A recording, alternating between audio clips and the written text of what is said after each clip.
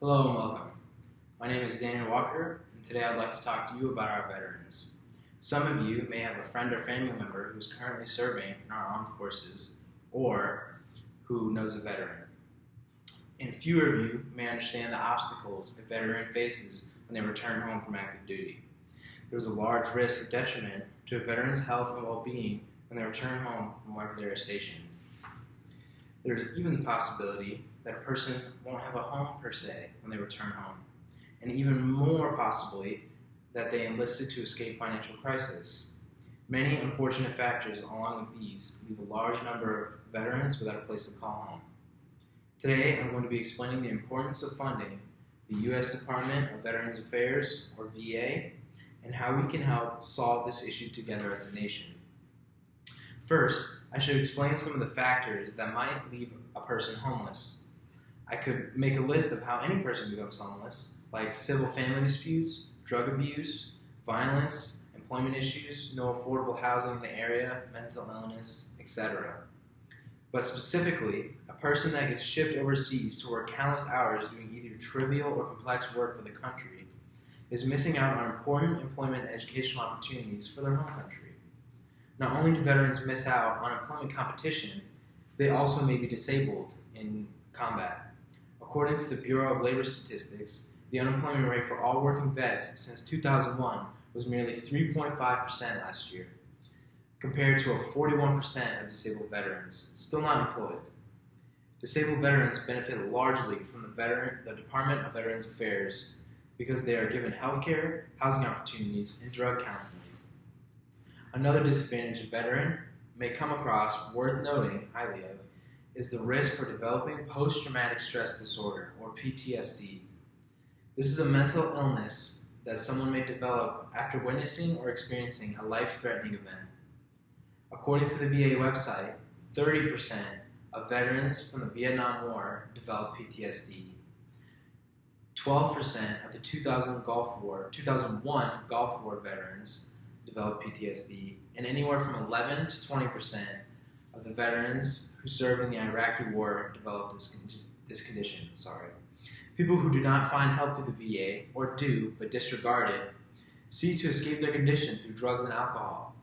This makes a slippery slope that quickly descends from normal functionality. Due to these reasons and many other life-giving circumstances, there are about 40,000 different homeless veterans on any given night, according to the U.S. Census. Now that I have explained some of the issues involving our veterans, let's talk about some of the ways that we have already come up with to combat this, and some ways on the same stroke that we can aid in combating this. The VA, as I previously stated, helps veterans through healthcare, housing, and drug counseling. Since 2005, with the help of local services, our tax dollars, and donations, the VA has found about 30,000 permanent beds for our veterans. So I ask you to donate to our Department of Veterans Affairs, and if there are any social workers here, to look into employment opportunities for our VA. Or just sit down with a veteran to talk and see if you can help in any way on your own time. There is an organization that works very efficiently.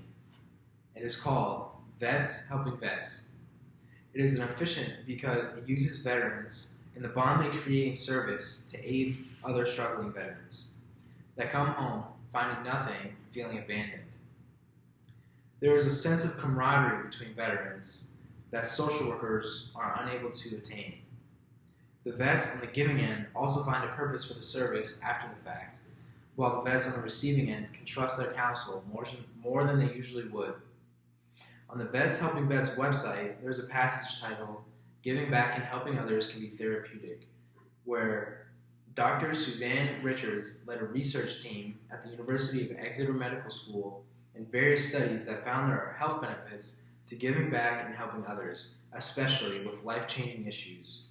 With this in mind, I hope that I can inspire those of you with veterans in your lives to show them this organization and lend a hand to a struggling veteran on their journey back to normal life. There is an organization that feeds our veterans, which is the most immediately pressing issue, called Feed Our Vets. They started in 2008 and have provided roughly 445,000 pounds of food to over 20,000 veterans. Feeding America is another organization that doesn't specifically feed veterans, but see a majority of disabled veterans come and seek help every single day. On the Substance Abuse and Mental Health Services Administration, or SAMHSA, there is a helpline for those seeking drug counseling. It is a treatment referral routing service that is confidential, free, and runs 24 hours a day, 365 days a year. For those of you who know of veterans struggling with addiction, I urge you to get them to make the call that might change their lives. Now that you know the names of these organizations, I hope you can find some spare time, money, and food to donate to these pantries and other services.